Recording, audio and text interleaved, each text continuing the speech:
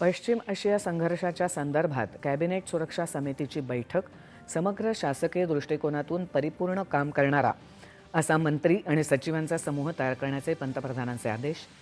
संसदेच्या अर्थसंकल्पीय अधिवेशनात आज अनेक महत्त्वाची विधेयकं सादर होणार.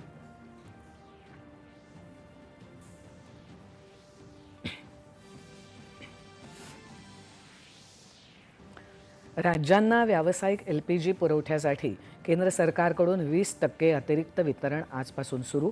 PNGचा विस्तार हा या निर्णयाचा सर्वात महत्त्वाचा पैलू. देशात पेट्रोल आणि डिझेलचा पुरेसा साठा उपलब्ध. इंधनाचा तुटवडा नसल्याचं पेट्रोलियम मंत्रालयाकडून स्पष्ट. अमेरिकेनं इराणच्या वीज निर्मिती प्रकल्पांवर आक्रमण केल्यास होर्मुझ सामुद्रधुनी संपूर्णपणे बंद करण्याचा इराणचा इशारा.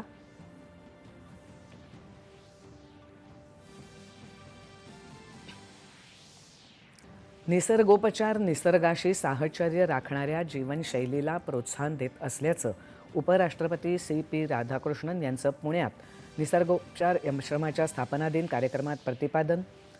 देशातील संशोधन केवळ प्रयोगशाळेपुरतं मर्यादित न राहता त्याचं थेट उत्पादनात आणि व्यावसायिक मॉडेलमध्ये रूपांतर होण्याची गरज. केंद्रीय शिक्षण मंत्र्यांचं मुंबईत IITमध्ये प्रतिपादन. नाशिकचा हर्षवर्धन सदगीर ठरला दुसऱ्यांदा महाराष्ट्र केसरी. महेश गायकवाडला केलं पराभूत. आणि भारतीय खुल्या स्क्वॉशच्या अंतिम स्पर्धेत अनाहत सिंग आणि अभय सिंग यांनी विजेतेपदावर कोरलं नाव.